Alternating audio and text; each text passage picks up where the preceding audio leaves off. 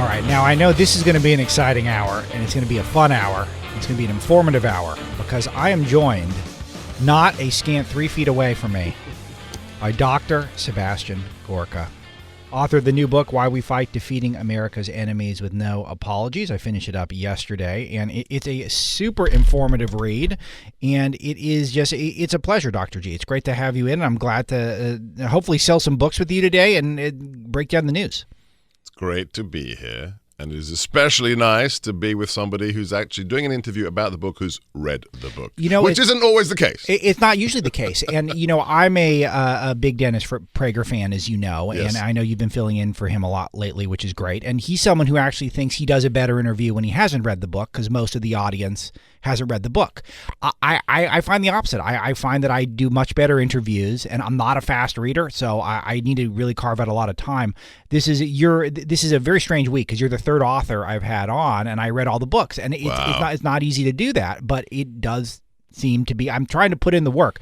The audience is going to hold me accountable, Dr. G. This is It's Breitbart. Come on. I was joking yesterday. We were in the Sirius XM studios in New York, and I was joking about, because this show's doing very well. I'm getting great feedback on it. They don't give us a ton of numbers, but the numbers I hear about are very, very positive. And I was joking about how I need to negotiate more in a more emphatic manner. And I said, what are they going to do if I walk away from this show? How are they going to find a conservative to talk about the news for 3 hours? And everyone, of course, laughed. And then I have to say, I shut my trap. Yeah, I've been doing a lot of covering for my buddies on Salem, so Mike Gallagher, Prager, Larry Elder, who I think you know. Very well. Wonderful American. And I've been loving it. And after 3 hours, which flies by 15 sure minutes, does. I always say, people get paid for this? Yes, that's right. With today's news cycle? Yes. It's nutty. No, it's total catharsis for me. It's like my therapy session. I've said that in the past, where I feel like I feel stifled. And you get paid. Technically, I do not get paid, because this is part of my deal at Breitbart News. Well, it's a package deal. It's a package deal. That's what Larry, our CEO at Breitbart, would say. I don't know if I would say the same thing. Larry, are you listening? He's worth it. No, Larry, pay attention. And by the way, a couple of callers just dropped, which is great, because we will try to take some calls with Dr. G, who is an old friend, national security advisor for the president, and also was the national security editor for Breitbart News, so a deputy assistant to the president. And you get into some of the biographical details in the book about really when you were just sitting in a cafe in Hungary and 9/11 happened, and you instantly became a TV personality that led you onto this journey where you ended up in the West Wing. It's an amazing journey, especially with the optimism that you have and the fact that you are an immigrant, and you're someone who... A legal immigrant who makes his living extolling the virtues of this country, and yet you are called unspeakable names. You are exactly the type of person that I was told by the Democratic Party we should be elevating. Yeah, I find it very amusing. I've saved several of them over the years, especially when I was in the White House working for the president. All these liberals tweeting at me, when are we going to deport Gorka? The great tolerance of the left. Immigrants are great, except if they're conservatives. Yes, that's right. And I've said the same thing about Dinesh D'Souza, who is another immigrant who makes his living saying how great America is, and he's called unspeakable things. And it just reveals the left in a nutshell, which is that it's all about politics at the end of the day. Well, you know what? It's fascism. They are the fascists. Yeah.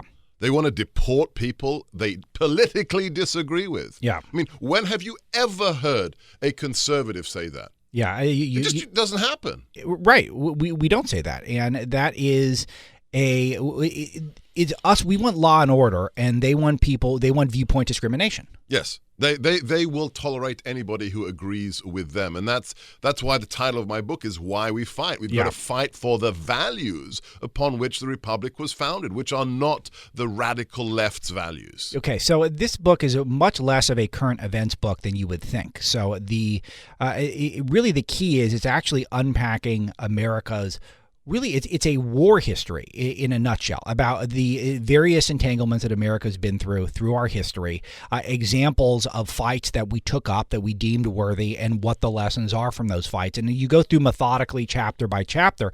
This is not a crash course. This is really a deeper read, which I thought was a little surprising to me in a good way. I thought that this took a ton of research. It must have. And so where do you want to start, Dr. G? There's so many great anecdotes in the book.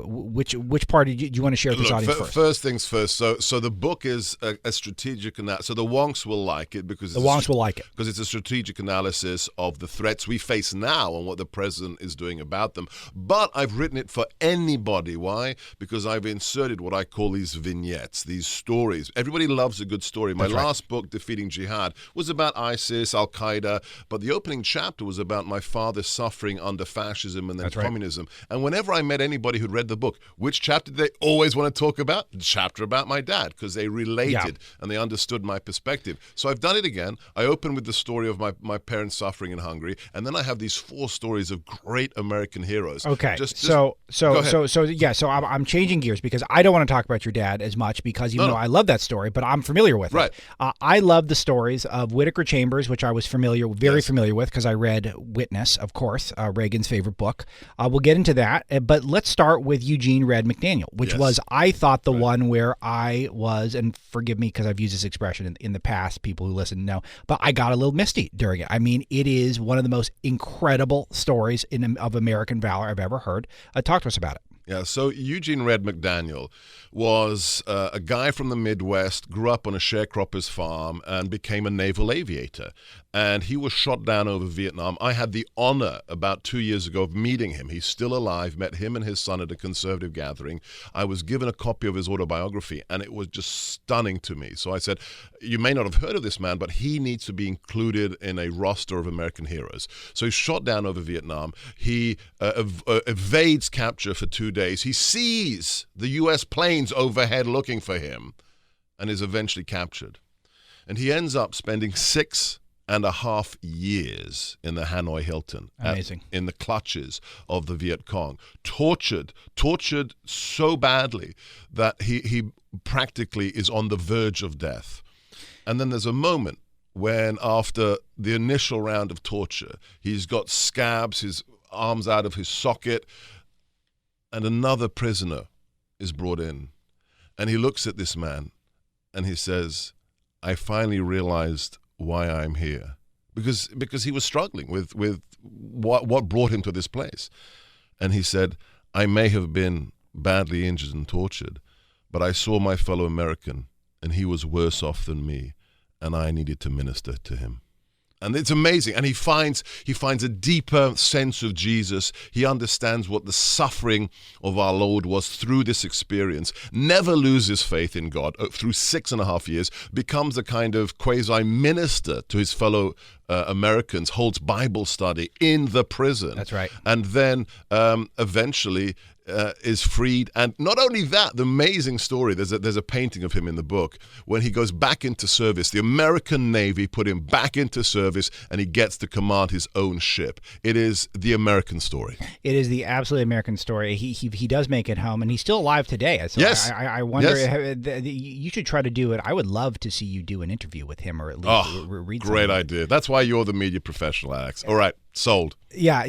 We got to set that up because it is, and you go through some of the torture scenes that you correctly describe are so agonizing to read. I mean, I'm getting chills just thinking about them. I was literally twitching physically while I was reading them, and it just reminds you the sort of physical valor that a lot of our veterans who did go through the Hanoi Hilton went through, and it is almost entirely forgotten already. We're less than half a century since then, and we've almost entirely forgotten it. Yeah, absolutely. To put into perspective, in an age of safe spaces, in an age of restricted free speech zones at U.S. colleges, what these people, we always go back to the images of Saving Private Ryan and storming the beaches. Yes, okay, but we're just talking about the 1970s. That's not a long time ago. And these are people who are, there's one method where they just took your arms and bent them behind your back, tied them together, pulled the weight of your body against your shoulder sockets, and always just tortured you to the point of unconsciousness and then brought you back. That's what the Viet Cong would do. Torture, stop right on the edge of you blacking out, and then repeating the torture. These are Americans who are still alive today, Alex. Yeah, it's amazing that he endured this, and he's 87 years old today, and he went back into the service. I mean, beautiful. This type of physical valor this is the character that built this country.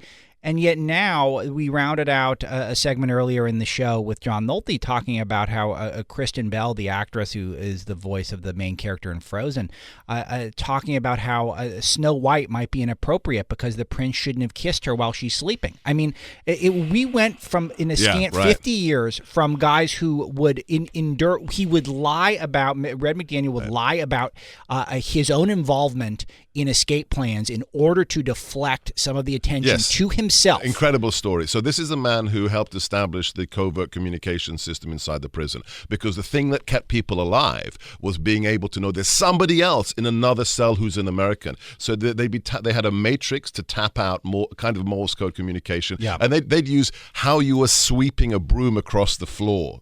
The cadence, how you were wrapping a shirt on a laundry line. That's the way they communicated with each other. And he helped establish this system. And then there's an escape attempt.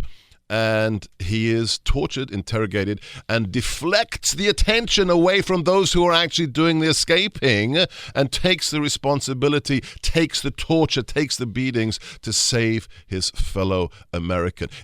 When you talk about that actress, it reminds me just what happened, was it a week ago?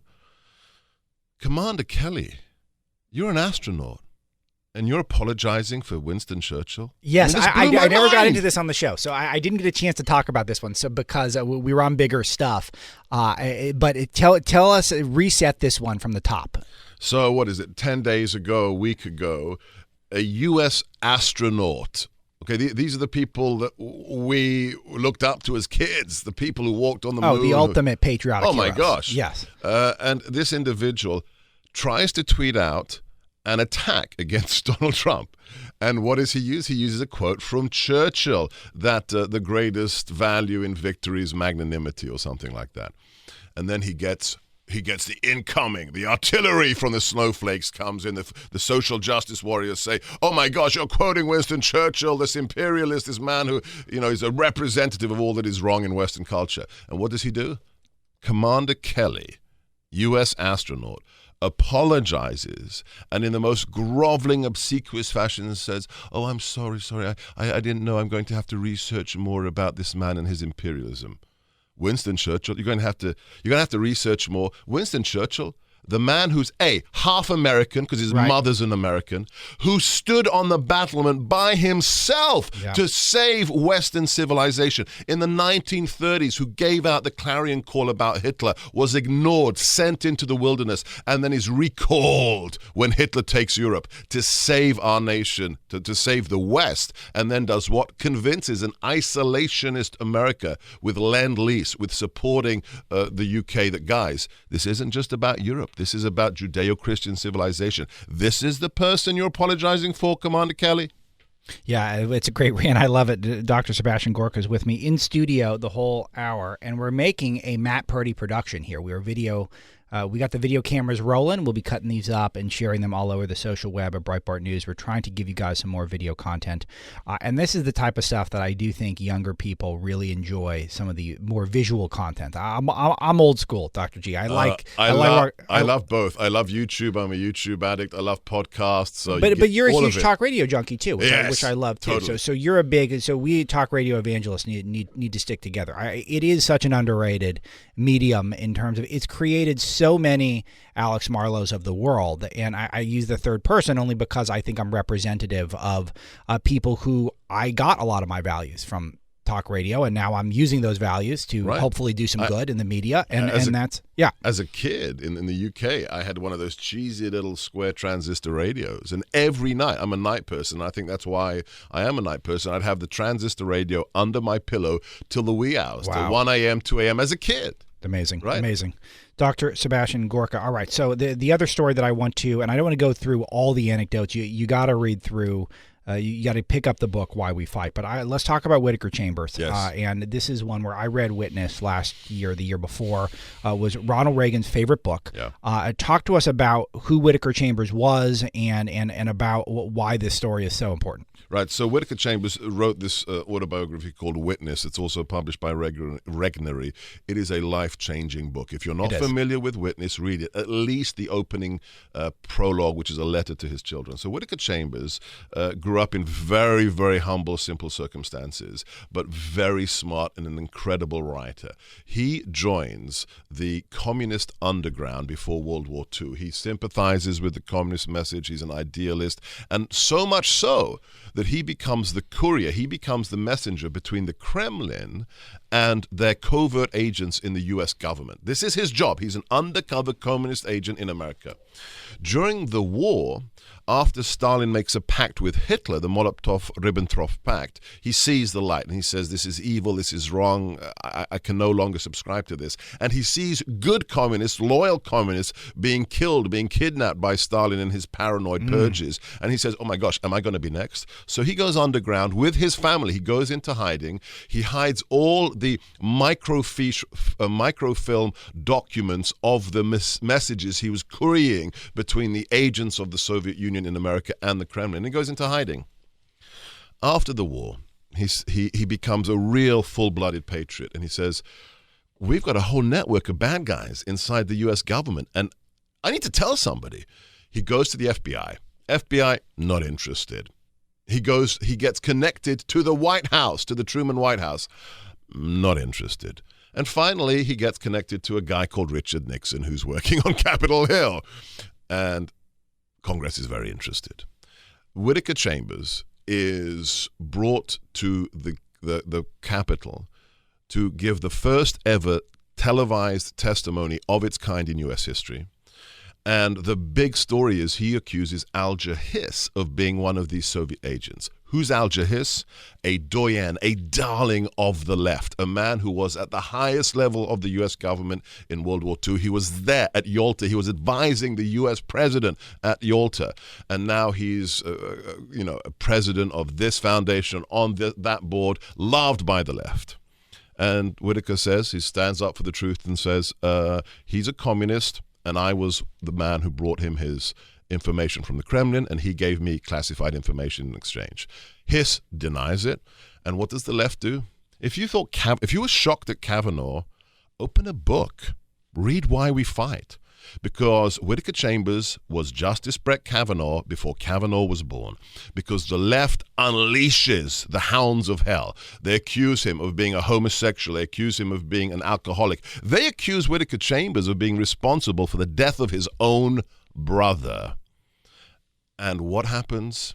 He resists the lies. He stands there as a righteous man to be proven absolutely correct decades later when the Venona decrypts of Soviet intelligence communications prove that Alger Hiss was a Soviet spy. And this man never, ever gave up. Whittaker Chambers is included in my book, Why We Fight, because he didn't wear a uniform. He didn't carry a gun, but he was as much of a hero as Red McDaniel, as Stephen Decatur, as Chesty Puller, who are all in my book. And the bottom line is this. The left did not invent these tactics with Justice Kavanaugh. They didn't invent them with Clarence Thomas or with Judge Bork. They've been doing it for 70 years, Alex. Yeah, and this is another theme of the book, and I'm moving quickly here, Dr. G, because there's so much to talk to you about, even though we have a full hour. This is one thing you chart in the book, is how a lot of the battles that we face today are things that continue. I don't think people have a full sense of how long we've been battling actually radical Islam, for example. We think this is fresh since 9/11. That's when we started about. Absolutely not. This goes back hundreds of years. You get into this as well. This goes back to basically the founding of the Republic. Founding of the Republic, which I have to say, I was embarrassed that I learned so much at this part of the book. Because I was not familiar with this history, but talk about this. Yeah, that's why we write them. So in Why We Fight, the first vignette after my father is a gentleman called Stephen Decatur, the youngest ever captain in the U.S. Navy, still today, record-breaking. And the history of our fight with jihadists goes back 200 years. After we were founded as a republic, we lose what? We lose control. We lose protection of our shipping by the British Empire. So suddenly we are incredibly vulnerable because we need to have supplies shipped to us, but who's going to protect them? We don't have a navy at the beginning. We have no navy. Right. And as a result, our ships are taken hostage, are captured, our crew, our civilians become slaves of who?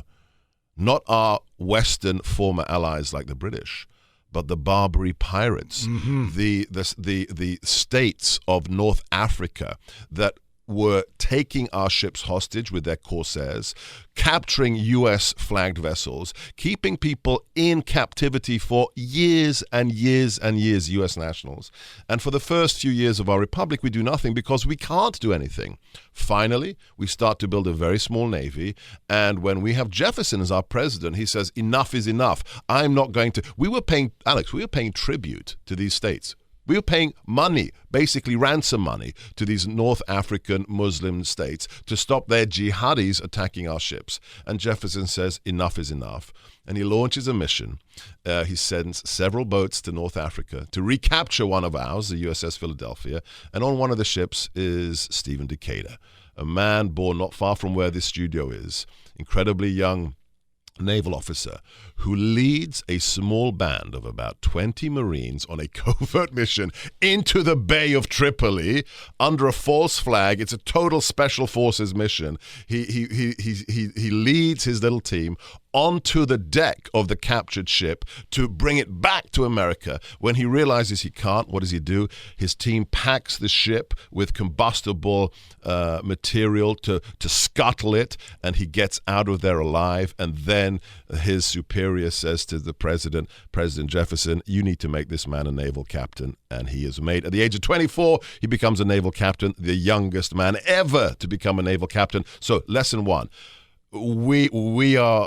our fighting force are amazing, always have been. Sure. And number two, we've been fighting jihadis for about 200 years. And that is the fact that our founders fought jihadis, and I wasn't aware of that. And I got to the it was amazing. I was, of course, it makes sense in retrospect, right. But this is talking about the Barbary Wars. I mean, that's what it was. That's what it was. And unless, the liberals say, oh my gosh, this is fake news, the appendix to the book is the report.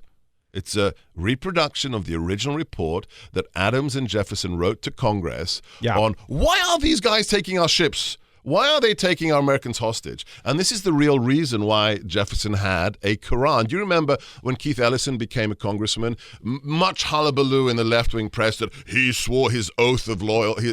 He swore his congressional oath of service on Jefferson's Quran. Yes. Wow, Jefferson is such a open-minded. He was woke. He was woke. He was woke. That's Thomas Jefferson. Yeah. So that's right. why did Thomas and Jefferson really have a Quran, Mr. Ellison? Not because he was so cosmopolitan.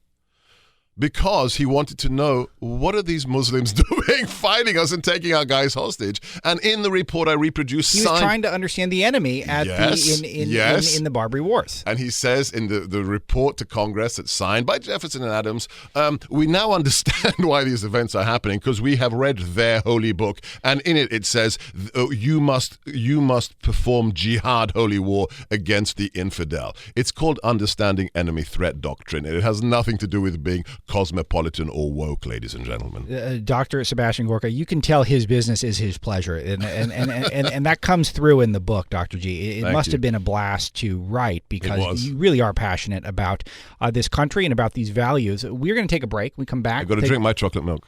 He's got some chocolate milk going, which I'm so impressed by. He's got his own plastic carton of chocolate milk. I mean, it is is this a staple, this chocolate milk? No, I'm on. Look, everybody's doing the carnivore diet. Yeah. Okay. And my son, who's an athlete, says you can eat the meat all day and it's good, and I've lost weight, but you got to have some fat in the morning. And I said, okay, let's do it. And so okay, chocolate fine. milk, let's do it. Chocolate milk. Yeah, well, you got it. You got to oil the little tiny gray cells. I have no clue if there's any science to this whatsoever. Try it.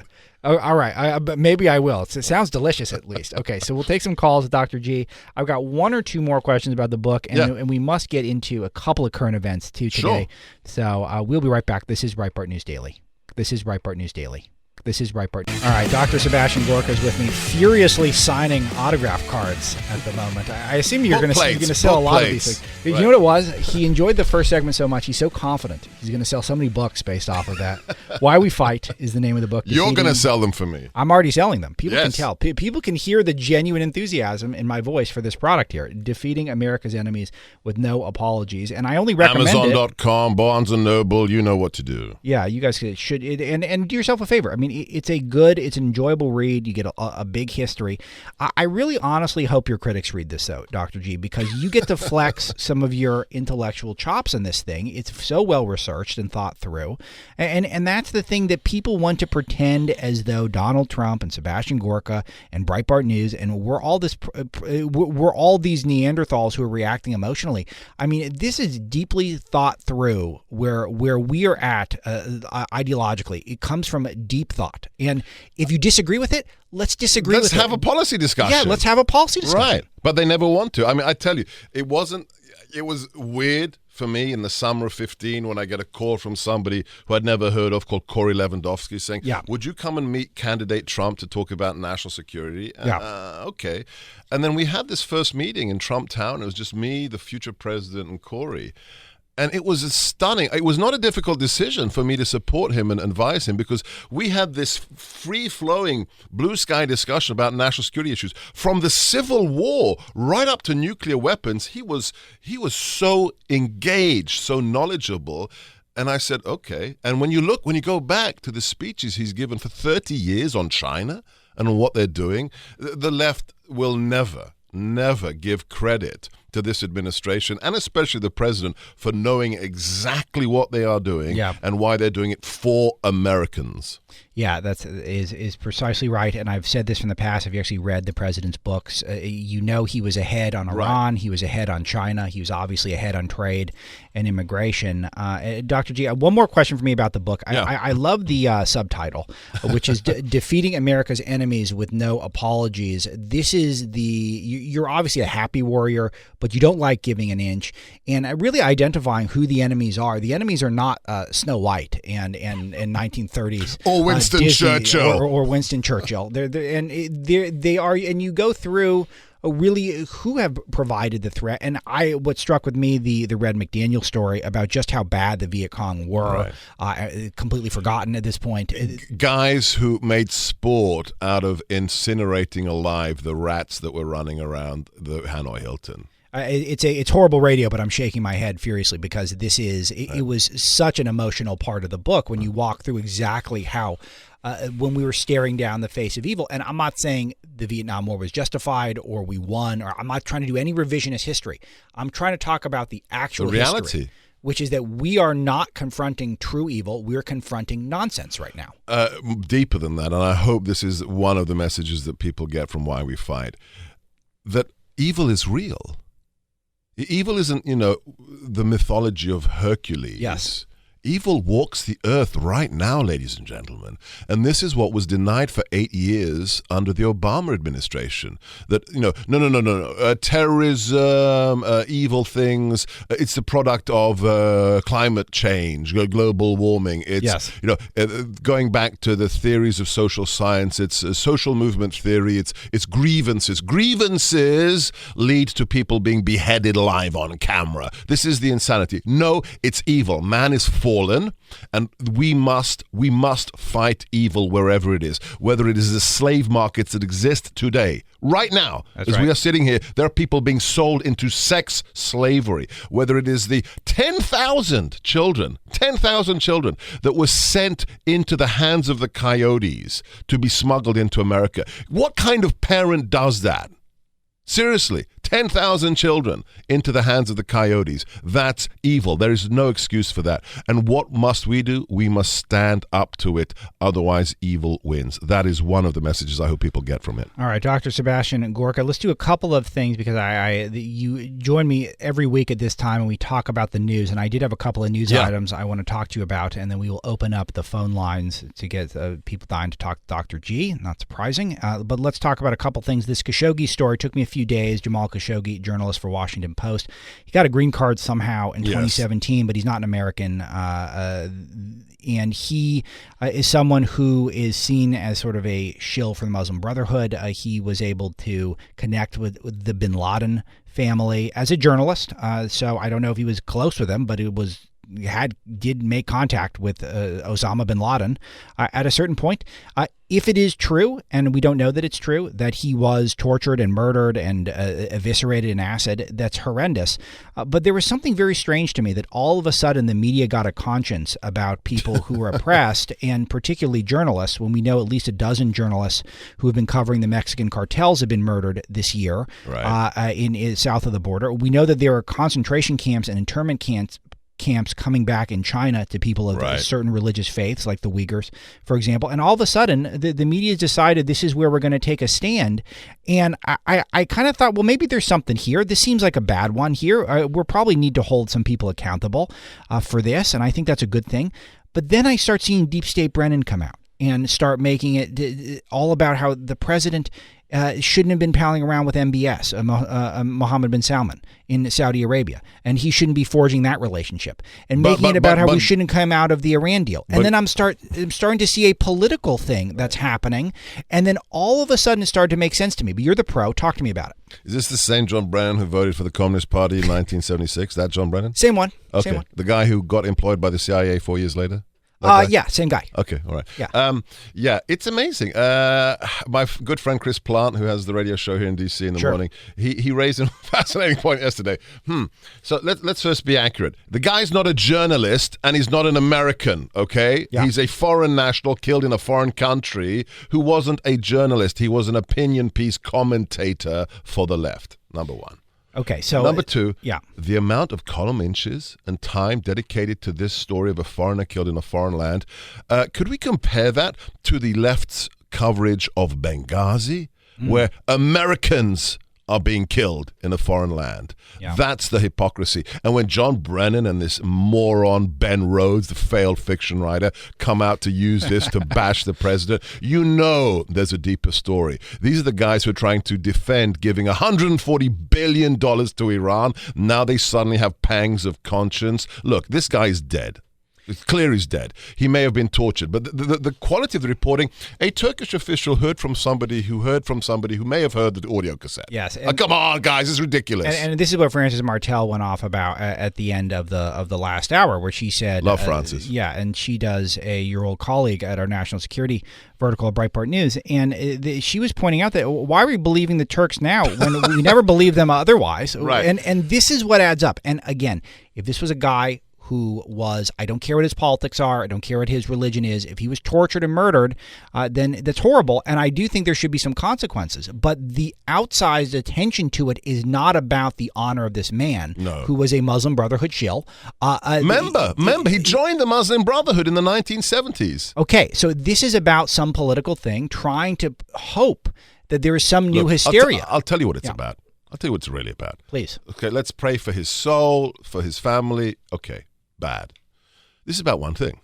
The president has finally stood up to the media, which has been pumping a tissue of lies for decades, and he's calling parts of it, let's be accurate here because they misquote him here, he's calling parts of the mainstream media fake news. Yes. Now they think they've got him and they can connect his righteous indignation at the lies with the death of this quote-unquote journalist who's not a journalist. That's all this is about. They couldn't care less. If this guy was not a journalist, they couldn't care less about this man's plight. This is about attacking Donald J. Trump. Nothing more, nothing less. Yes, and it's about attacking his policy with regard to Saudi Arabia, his policy with regards to Iran, and who's going to benefit? It's going to be Russia, it's going to be China, and it's going to be Iran. Right, absolutely. Yes. The idea that, I'm sorry, Lindsey Graham really, I doff my cap. I never thought I'd say Lindsey Graham 2 weeks ago taught the GOP how to be men, which he did at the Kavanaugh hearings.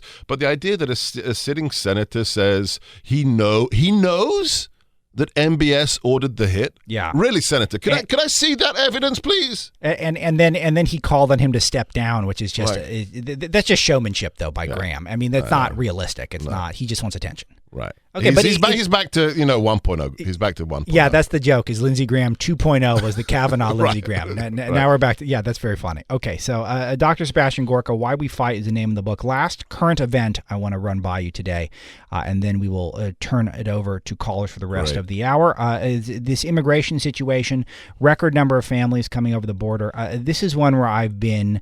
I know you're sort of unofficial surrogate for the president, so I don't want you to. I'm not going to compel you to go too far. I think the immigration agenda stalled in a major way. I'm very upset about it. I think that whoever got the president off of immigration is his key issue. I know it certainly wasn't you. I think this is a problem. I think families crossings at a new record, this new caravan growing. No wall. I'm discouraged here, and I'm afraid it's going to have an impact against the president in 2018, come November. Yeah, I think the listeners need to keep the faith. The immigration issue may have not enjoyed the priority it should have in recent months. But hey, I think that's understandable. With North Korea, with everything else, there are certain priorities. But I will tell you one thing, because I know it, because I've worked for the man during the campaign in the White House. He will never, ever go south on you. He will never betray the American people on the wall. The immigration stuff, he's a kind-hearted man. He's very, very... Look, the left, again, will never believe this. He is a very, very kind-hearted man. There's a reason he invited the survivors of the Parkland shooting to the White House. He didn't have to do that. It's because he cares. He wanted to make a deal on DACA, not something I would have subscribed to, but he does that not because he's jockeying for political position, but because he is compassionate. But I will guarantee for you, he will never, ever go soft on us on the wall. Yeah, I hope you're right about that, and I only wish that it was a higher priority. And I know that it's a tough landscape out there because both political parties want amnesty. I think a lot of people in the president's own family want amnesty, and the president's base does not want amnesty. So I understand it's a political football, but that is the job. And can I give you my solution? Yeah, please. I want everybody to hear this in the White House and elsewhere. We don't punish children for the sins of their parents. I get it. Fine. That's good. That's Judeo-Christian. So we don't kick them out. But you're never getting to be an American. You get to the end of the line, and we'll let you apply for a green card if you arrived here under the age of 18 as a DACA person. But that's it. You don't get to jump the line. You don't get citizenship. Why should you? You can live here if you pay taxes and you're legal, but you get to the back of the line. It's that simple. Yeah, it's that simple. And for some reason, that would not be satisfactory to either major political party, which is exactly why these elections are so important. If you understand the threat the left poses, then you have to show up. That's all I can say. On these elections, another personal message. Don't take anything for granted. Don't just vote yourself. Get people out there who will not vote otherwise because it's raining, okay? And please, for the next, 19 days, get on social media. I don't care how old you are, how much of a Luddite and klutz you are technologically. Get a social media account on Twitter, Facebook, Instagram, and support the president and make sure that we keep the House. Because if you like the last 2 years, if you like your 401k, if you like ISIS being crushed, it is all on the ballot in November. All right. When we return on Breitbart News Daily, it's you and Dr. Gorka. For the rest of the hour, I'm Alex Marlow. All right. Thanks a lot to Tim and Connor today, who are working the show from New York. Also, thanks a lot to producers Paul and Greg making this possible, as well as Matt Purdy, our top videographer. This is a Matt Purdy production today. That's what I like to say about the shows that we are videoing, and we will put some of the content on to Breitbart News and to our various social media platforms. Sonny Johnson tonight, special hour again. First hour, Breitbart News Tonight, hosted by Sonny Johnson, our contributor who hosts Sonny's Corner on this network on Saturday. So make sure to check that out for an hour, 9 to 10 Eastern. All right, Dr. Gorka is with me. Pick up Why We Fight, Defeating America's Enemies with No Apologies. If you're just tuning in, what can I say? You missed out. We've been having a blast this hour. Watch the video. Yes, luckily we will bail you out. All right, let's talk to, how about Gary in Virginia? You're first up this hour. What's up, Gary? You're on with Alex and Dr. G. Hey, Alex, Dr. Gorka, this is an honor. Hear me out. I'll try to articulate what I observe with this Khashoggi thing going on over in Turkey. It seems to me that this guy was no Boy Scout, okay? And They sent somebody there to kill him. Okay, fine. This is an internal matter over there. I don't know why we're getting ourselves all wrapped around the axle with this thing. And then I learned this morning that the guy that killed him mysteriously died in a car crash this morning. Yeah, well, where did you hear that, Gary? I mean, you need to back that up with a source. Fox reported that. Okay, all right. Yeah. I'm looking into it as we speak here, Gary. Yeah. So clear. Okay. But Gary, we're going to let you go because I want to get in as many people as we can. But Dr. G, I think the point he's making is, well, why are we even involved? Why do we care? Should we care? How much should this really affect our foreign policy? A lot of people thought that sort of the whole point of MAGA was that we would stop kind of getting ourselves entangled in this stuff. Well, what is your commentary? Yeah, if only the world were that simple. Isolationism didn't work on, Pearl Harbor in 41. It didn't work on 9/11. We don't make an internal matter the primary thing in a bilateral relationship with another country. But we can't have people who say they're our friends putting out hit jobs on people they politically disagree with. So there's got to be some consequence. It doesn't mean it's an earth-shattering strategic consequence for our national security, but if you say you're our friend, you shouldn't be behaving like this, and there's got to be some consequences. 2 quick follow-ups. I'm looking through the AP here, and it does look like that there was a suspected killer who did die in a suspicious car accident. So I hope I was not dismissive of the last caller, because it does look like that is a correct statement by him, and I appreciate that.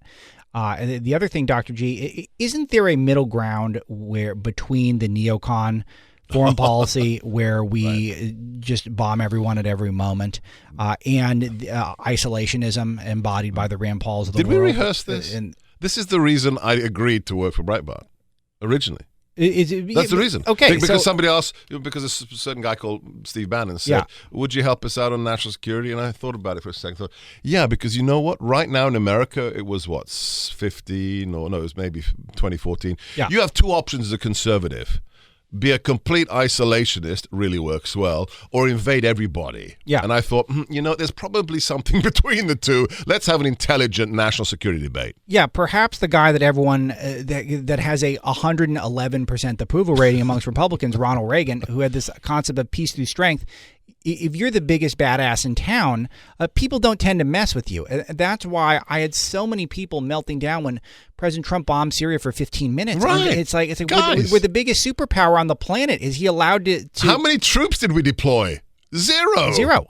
Come on. And I'm not saying we don't need to be highly cautious of getting involved in foreign entanglements, but there were prominent conservatives crying over it. Yeah, and this is very important. Again, a personal message to the listeners is important for me that you understand this. The President Trump will never go neocon on you. I don't think he will either. All righty. VJ, Connecticut, you're on with Alex and Dr. G. Good morning. How are you doing there? Hey, hi, Sebastian. How are you? Good. It's me, VJ. Okay. So I served in Turkey for 3 years. I also served in Malta, where I worked on nailing the Libyans for the Panic 1-3 investigation. I have a little experience.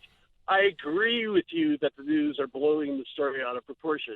However, I think there is a scenario in which MLB in Saudi Arabia is creating a long list of enemies, and I think he's increasingly taking advice from a smaller group of people, and these could be his security and intelligence apparatus. And I'd like to say that their security and apparatus is not like ours. Don't even think of it. And they may say, he may have said, this guy's got to go, or we got to capture him, or we got to kill him. Well, look, somebody steps forward and says, we can do it, we'll do it, and they didn't think it through. Right. So it could be the Thomas More thing, right? Thank you, VJ. Great to hear from you, a man who knows of which he speaks in matters of national security. Also just got a text from Terry, my Green Beret buddy. Thank you for the kind words, Terry. You're listening right now on Sirius XM. Very cool. Look, you remember the story? Who will rid me of this troublesome priest? It could be. MLB says something and something happens and it's not what was planned. However, what mitigates against that version of the Khashoggi killing? 15 guys on diplomatic passports on a private jet. That's not a rogue unit. That's not a rogue unit. Somebody very high up in the Saudi administration okayed this. Is it the Crown Prince? I'll tell you who's going to find out. It's a friend of mine, Mike Pompeo. Yeah, and that's exactly why it's so great that Pompeo and Bolton are in charge here and not McMaster and Tillerson, which is a point that can't be stated often enough. I've stated it many times, and I will state it yet again. But this is where you're not hearing any dismissal of this as an issue by Dr. G or myself. No. It's just not being handled proportionately. And the media's lying about it. They're just lying. This is a Muslim Brotherhood former member activist in with the bin Ladens. Let's start with the fact. It doesn't excuse anything that may have happened to him, but let's report accurately, please. Okay, Sean, Texas, line 3. Good morning. You're on with Alex and Dr. G. Alex, doctor, good morning. Let me quickly explain the situation and ask the question. I'm sitting in Whole Foods in Austin yesterday doing a little work because it's raining, and there's a older gentleman, probably mid-60s, white guy beside me, and there's a young Hispanic lady, could be Central American or Mexican, appeared to be maybe right out of high school, and they're having a conversation. She's asking questions on how to petition various local political people, and her whole point was to get illegals the ability to vote. And in listening to this conversation, the older gentleman then who was obviously an American and was obviously born here, would tell her, well, here's how you do this and here's how you do that. And listening to the conversation, I was astonished. And it got me thinking, I'm actively witnessing in real time sedition against this country. And what do you do? How do you combat that? Do you become the left and get in their face and scream and yell? Sean, we only got a minute left. I think you teed up Dr. G very well. Dr. G, last word to you. We got a minute or so. Pick up Why We Fight, by the way, available now wherever books are sold. Great audio book, it appears, as well. I might have to peruse that myself. I read the whole audio book. I know you did. That's amazing. But respond to the caller, Sean. We never sink to their level. The only thing that separates us and them is they believe the ends justify the means. We believe in eternal principles and truth. We fight. We never give up, but we have eternal, truthful values on our side. God bless everybody. How could you pick a better message to go out on than that? You can't, ladies and gentlemen. That's why it's a special show. Check out Breitbart.com. We're available for you all day, every day, 24/7. Webb and Wilkow follow. Sonny's Corner tonight, as well as Breitbart News tonight, and a whole weekend slate of content for you at Breitbart News. I'm back tomorrow, 6 Eastern, midnight Hawaiian, for more Breitbart News Daily. Thank you, Dr. Gorka. Thank you. Follow me on Twitter, guys.